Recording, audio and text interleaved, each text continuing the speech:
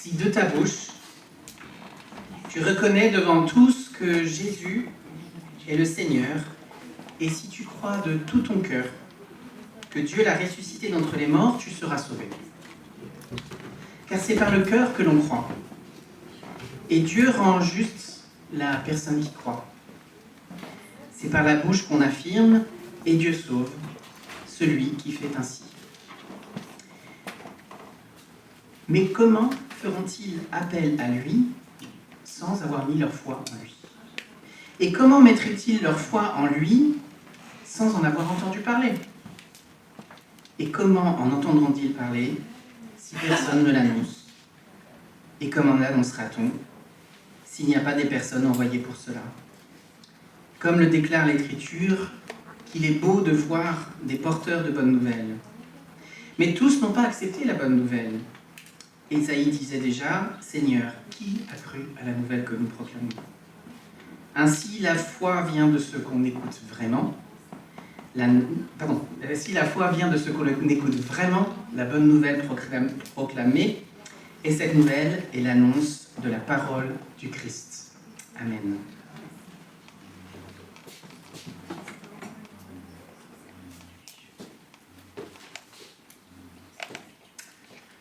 Je vais vous raconter l'histoire d'un marchand de crêpes. Son but, évidemment, puisque c'est un marchand de crêpes, c'est de gagner sa vie en vendant des crêpes. Et vraiment, c'est pas trop difficile, les crêpes, tout le monde aime ça. Et puis, il a trouvé un bon endroit pour poser son petit stand. Il est juste dans une rue passante, où il y a un peu de tourisme, il y a aussi l'université qui n'est pas très loin, et puis une école, il peut compter sur la sortie de l'école le soir avec les goûters. Bref, il est vraiment très très bien placé, et puis il n'a pas besoin de tellement faire de pub, puisque l'odeur des crêpes se répand dans la rue, les gens le sentent, et ils viennent tous faire la queue pour acheter des crêpes. Mais bizarrement, malgré les longues queues qu'il y a tous les jours devant son stand, eh bien, il ne fait pas fortune. Vous savez pourquoi? C'est parce qu'il a une drôle d'habitude, c'est qu'il interroge les gens avant de leur servir une crêpe. Par exemple, un petit garçon qui vient avec son père alors qu'il est 18h déjà, le vendeur de crêpes dit « Mais tu es sûr? Si tu manges une crêpe maintenant, tu ne vas plus manger au repas après. Je ne sais pas si c'est une bonne idée que tu manges une crêpe maintenant. » Bon, finalement, au bout d'un moment, le père et le garçon s'en vont en se disant bah, « C'est vrai, il a peut-être raison. » Et puis, le lendemain, juste après l'heure du repas, alors que les gens sortent du restaurant, quelqu'un s'arrête pour lui prendre une crêpe et le vendeur le regarde et lui dit « Mais peut-être que tu as déjà assez mangé et tu sors juste du restaurant. Est-ce que vraiment tu as besoin de manger une crêpe là, maintenant ?» Donc, du coup, la personne s'en va aussi. Et puis le jour d'après, un troisième arrive et le vendeur de crêpes a une petite prémonition et il lui dit « Mais j'ai l'impression que vous avez du diabète, monsieur. Vous ne devriez pas manger une crêpe. » Personne s'en va. Et des foules entières comme ça passent devant son stand et très peu finalement achètent des crêpes. Et même il y a des gens qui, voyant son joli stand et la belle qualité de ses crêpes, lui ont dit « Mais si tu veux, on va ouvrir des franchises pour toi à d'autres endroits dans la ville et on te donnera 20% de nos bénéfices. » Ça serait une super idée. Mais non, il a dit « Non, c'est pas possible. Vous ne saurez pas poser les bonnes questions aux gens. » Et finalement, il ne fait pas fortune. Il ne fait pas fortune et la plupart des gens repartent avec le ventre vide, aussi vide que la caisse du vendeur de crêpes. Et bien ce vendeur de crêpes, il ressemble un peu à Jésus en fait. Jésus n'a pas l'air vraiment préoccupé par le fait de faire un maximum de disciples. Il se met à dos les chefs religieux, eux qui parlaient volontiers de la part du Père, en disant on te rend une part de la gloire, et puis nous on annonce ta parole. Jésus il se les met à dos. Et puis quand des gens en recherche viennent pour le voir, eh bien il les met en difficulté. Il leur pose des questions. Quand Nicodème, un chef religieux, vient le voir en plein milieu de la nuit pour lui poser des questions sur la foi, Jésus lui dit, mais toi qui es chef de la loi, qui est tellement, qui est un enseignant, toi, tu ne connais pas ces choses-là. Il ne faut jamais dire ça. Le gars, il va partir, il va être vexé, non? Si on cherche à faire du chiffre, c'est la mauvaise tactique. Et la femme samaritaine, on sent bien, dans tout le début de la conversation, qu'il y a une vraie soif spirituelle chez elle. Et à la fin, Jésus le termine en lui parlant de tous les hommes qu'elle a eus dans sa vie, en lui parlant de sa vie dissolue. Mauvaise tactique. Je veux dire, en termes de marketing, c'est pas top, quoi. Et quand le jeune homme riche vient le voir, il était quand même, vraiment, il accomplissait la loi, il avait bien compris la loi. Il avait tout. Et il vient voir Jésus, il demande comment faire pour avoir la vie éternelle. Jésus aurait pu lui dire, vas-y, c'est bon, allez, viens, t'as atteint le niveau, ça va, quoi. Qu'est-ce que Jésus fait? Il lui demande de donner tout ce qu'il possède. Et quand il voit un malade, au lieu de juste le guérir, il lui demande, mais que veux-tu que je te fasse? Et même à Pierre qui est là, fidèle depuis longtemps, quand Pierre met en doute le fait que Jésus doit mourir à la croix, Jésus lui dit, arrière de moi Satan. Vous imaginez? Il n'est vraiment pas doué ce Jésus quand même. Enfin, il ne serait pas doué si son but c'était de faire du chiffre. Mais Jésus ne cherche pas à faire des disciples. Jésus cherche ses disciples. Ce n'est pas la même chose. Quelque part, c'est comme si Jésus sait que dans la foule là, il y a des gens qui vont être ses disciples, et tout ce qu'il cherche à faire, c'est à révéler ceux qui le seront, et non pas à convaincre ceux qui n'ont pas envie, ceux qui ne cherchent pas, ceux qui ne sont pas prêts à ouvrir leur cœur.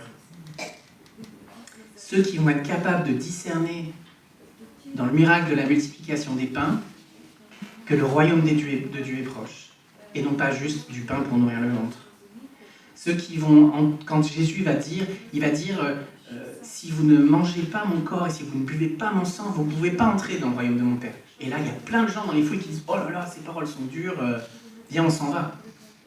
Plein de gens sont partis à ce moment-là. Jésus dit à ses disciples, et vous ne partez pas? Pierre répond, vous savez très bien, à qui irions-nous? Tu as les paroles de la vie. Ceux qui vont être capables de voir et d'entendre, même s'ils ne comprennent vraiment pas grand-chose à ce que Jésus dit. Ils n'ont même pas encore compris que Jésus était vraiment Dieu. Ils n'ont pas compris qu'il devait ressusciter plus tard. Mais ils ont vu, ils ont su, ils ont senti au fond de leur cœur que là, il y avait les paroles de la vie. Et là, déjà, ils croient à ce moment-là. Bien qu'ils n'aient pas encore tout compris. Qu'est-ce que Jésus a annoncé alors? Qu'est-ce qu'il a annoncé à ces gens, justement, pour faire ce choix, pour faire ce tri? Comment croiront-ils si personne n'annonce? Qu'est-ce que Jésus a annoncé? Parfois, Jésus fait des signes. Vous vous souvenez peut-être que dans l'évangile de Jean, chapitre 2, à Cana, donc le premier miracle de Jésus, il transforme l'eau en vin, on a parlé du vin ce matin, Jean nous dit, c'est le premier des signes que Jésus a fait. Certains des gestes et des miracles de Jésus, en fait, témoignent de quelque chose du royaume de Dieu. À Cana, Jésus prend les récipients, les immenses récipients qui sont faits pour la purification des Juifs, et en fait, il transforme cette eau-là en vin, signifiant qu'à partir de maintenant, dans le royaume de Dieu, la purification est acquise par Dieu, et donc c'est plus nous qui avons besoin de faire quelque chose. Et que le royaume de Dieu, c'est une question de joie et de liberté. Il y a une liberté des rites et une liberté du pouvoir religieux. Et chaque signe que fait Jésus annonce quelque chose du royaume et provoque une réaction chez les gens qui sont en face. Et en fonction de leur réaction, soit ils vont s'opposer, soit ils vont être indifférents, soit ils vont suivre Jésus. De même, à travers ces paroles, Jésus annonce le royaume de Dieu à travers des paraboles, des histoires, des enseignements. Il annonce un royaume d'amour, un royaume de justice, un royaume où c'est Dieu qui va dans le champ, qui va vendre tout ce qu'il a pour la perle précieuse là. Le royaume de Dieu, c'est ça, c'est Dieu qui fait tout, qui donne tout ce qu'il a pour acheter la perle. La perle, c'est quoi? C'est son peuple.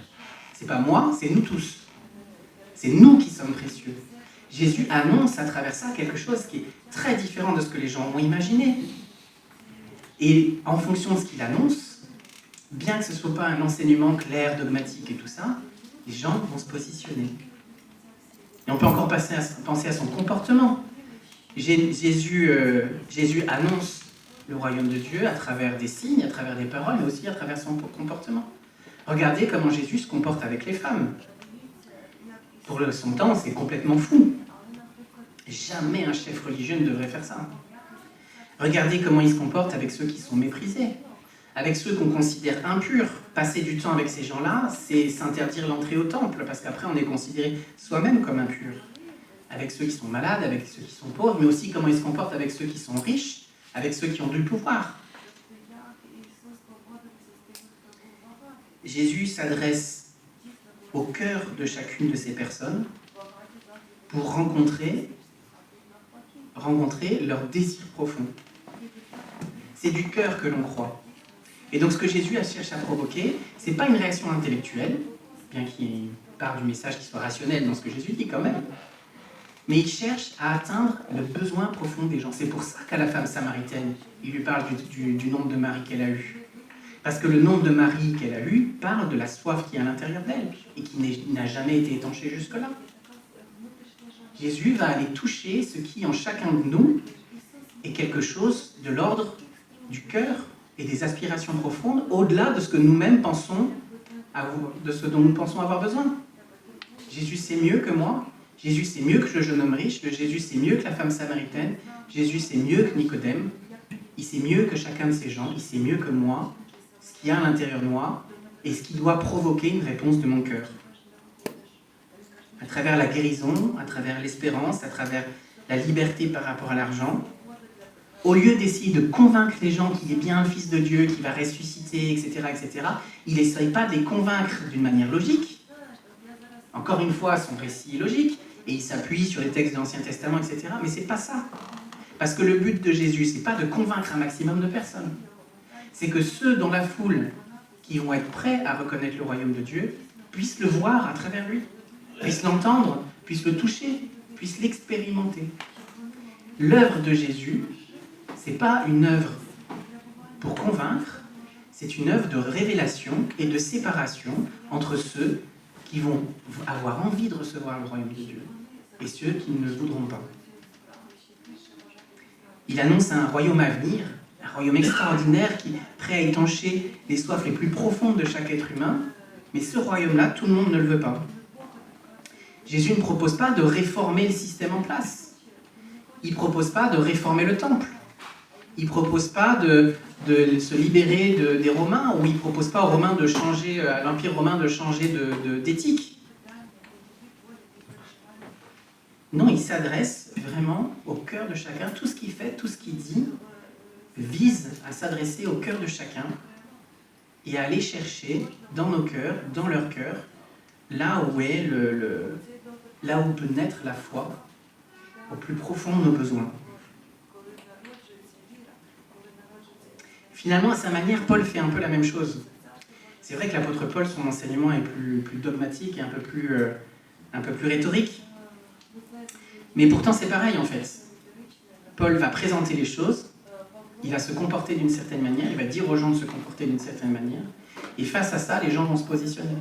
Et quand, au bout d'un moment, il est clair que la séparation, la révélation entre ceux qui désirent le royaume de Dieu et ceux qui ne le désirent pas est plutôt évidente, alors il va se séparer avec ceux qui sont prêts à suivre Jésus, et il va commencer à les enseigner directement.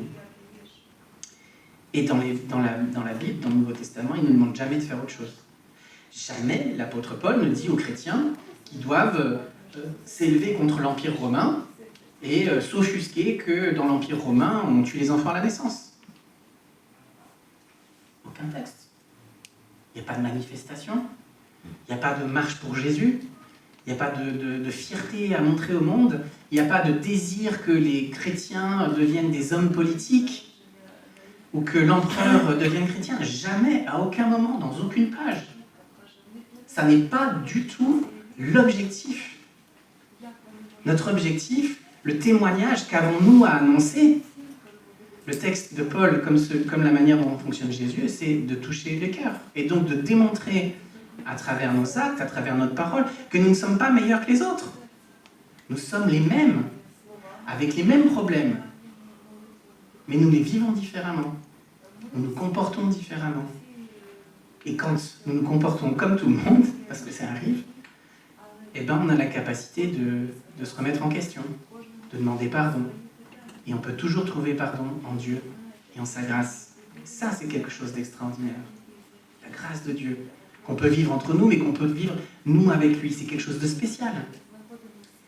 Quand les gens peuvent expérimenter ça, c'est là où peut-être ils vont se positionner. Bien plus qu'en ayant bien compris le message de l'Évangile en 4 points. Alors c'est comme ça, c'est comme ça, c'est comme ça.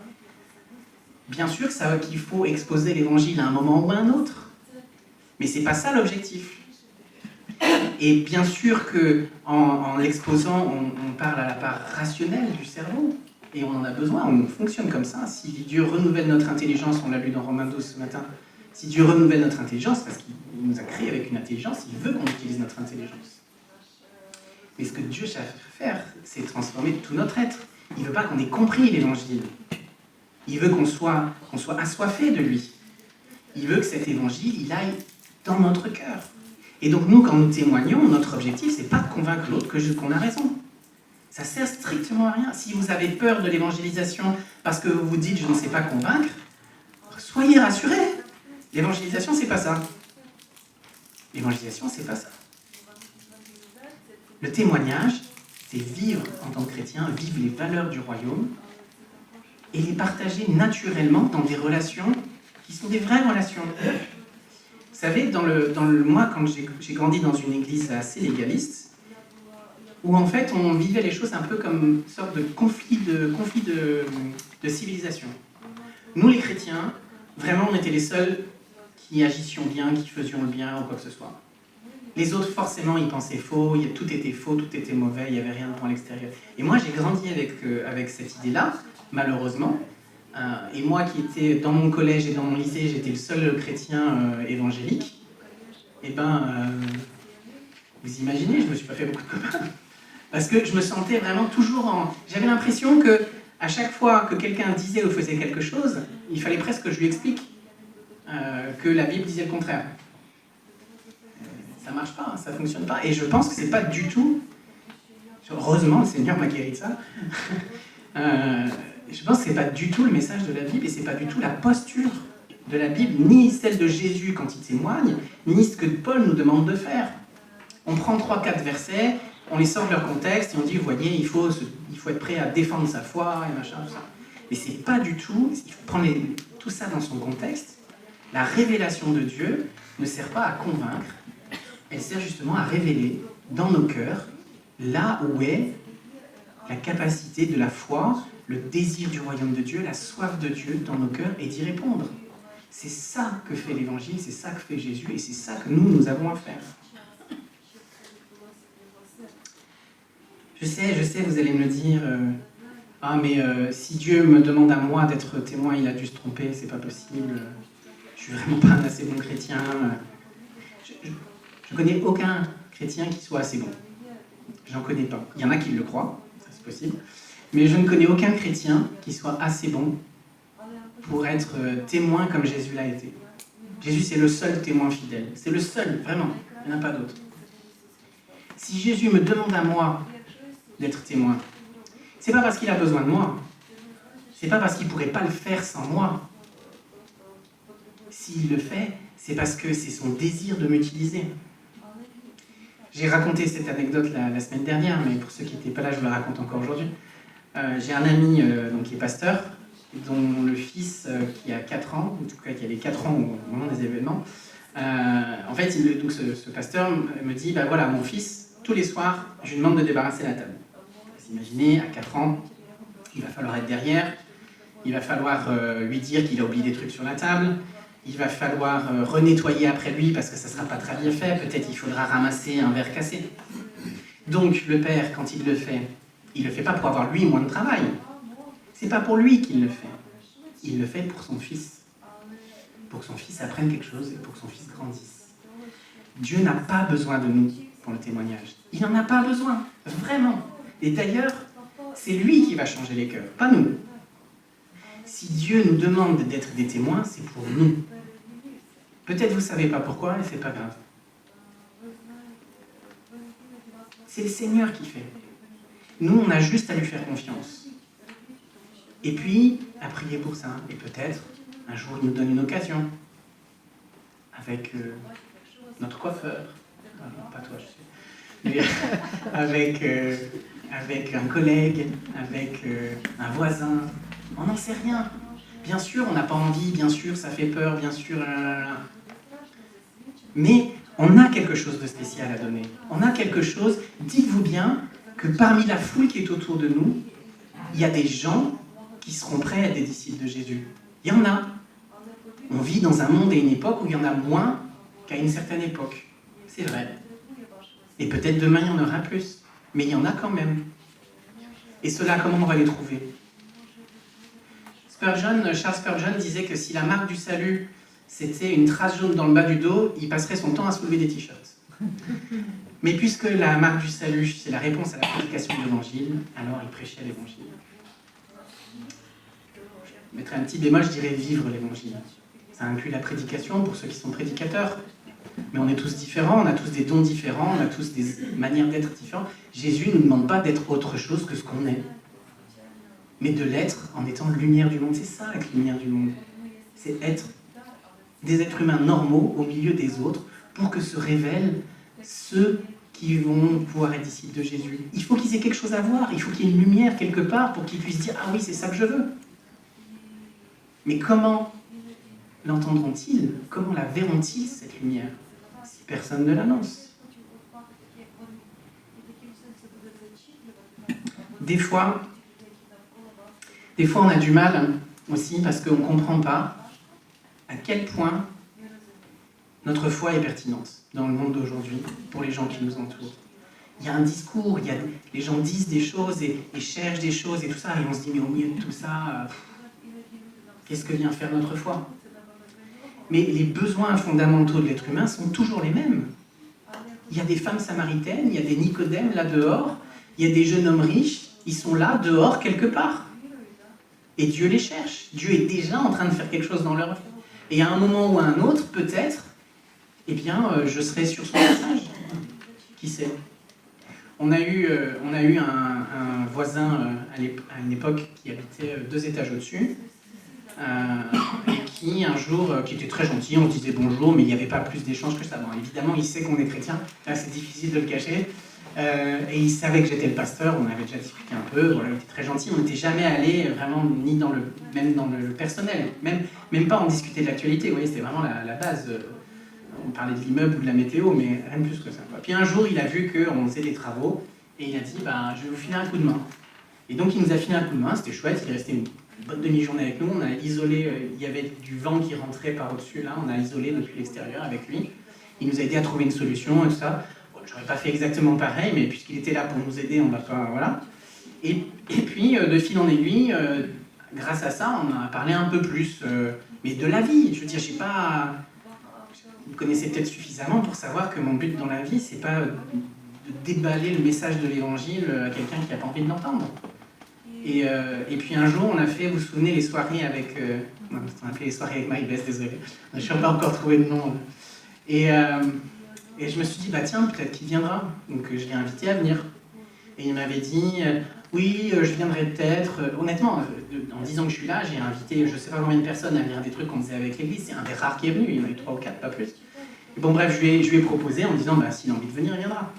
Il me dit, je viendrai peut-être, mais j'arriverai un peu en retard et je resterai qu'1 heure. Pas de problème, voilà. Bon, il n'est pas arrivé tant en retard que ça. Et puis finalement, la soirée s'est passée. Et en fait, je suis parti avant lui. Il est resté assez longtemps, elle est restée assez longtemps pour discuter. Et quelques semaines plus tard, il m'a dit qu'il avait acheté une Bible. J'ai jamais eu l'occasion, il n'a jamais ouvert la porte pour que je puisse parler plus avec lui, l'enseigner un petit peu, tout ça. Jamais il a ouvert la porte pour ça. Donc ça ne s'est jamais fait. Mais un jour, il avait rencontré quelqu'un, et puis ils ont décidé d'habiter ensemble très rapidement, donc il a quitté le logement dessus pour aller vivre dans une maison avec cette personne. Et puis, au bout de quelques mois, ça s'est très mal passé. Et ben, il est venu me voir ici. J'en revenais pas. Il est venu me voir ici. Et je savais que ça allait arriver. C'était très émouvant parce qu'il était en dessous de tout, vraiment. Il allait tellement mal. Mais c'est moi qui l'ai venu voir parce que j'étais ici. Et il m'a dit, mais ici, pour moi, c'est comme l'arche de Noé. On vient pour chercher du bien-être, du secours, de la paix, quelque chose, quoi. Et il y avait sa fille de 16 ans qui était là à côté et qui voyait son père dans cet état-là. Et il a été d'accord que je prie avec lui. C'était un moment de grâce vraiment incroyable. Mais ça, si moi, mon objectif, en termes de témoignage, ça avait été de transmettre l'évangile. J'ai fait ça pendant 10 ans à Agapé. Et je suis plutôt intelligent. C'est-à-dire, si je devais lui expliquer rationnellement l'évangile, c'est sûr, je pourrais le faire. Je pourrais le faire sous un angle philosophique, sous plein d'angles différents. J'aurais pu faire ça. Mais c'est pas ça qui a marché. Ce qui a marché, c'est qu'il a goûté l'amour de Dieu en venant chez nous. Heureusement, il a déménagé, il est en Alsace aujourd'hui, et Dieu mettra quelqu'un d'autre sur son chemin. Parce que certainement, moi, ce que je ne vois pas et ce que je ne sais pas là, c'est que dans sa vie, Dieu avait déjà commencé à tisser quelque chose avant que nous le rencontrions ici. Et je vous parle de ce que moi j'ai vécu avec lui, mais d'autres parmi vous, ceux qui étaient à cette soirée, ou d'autres parmi vous ont pu peut-être une fois ou une autre avoir l'occasion d'échanger avec lui, et ça a été un petit truc en plus.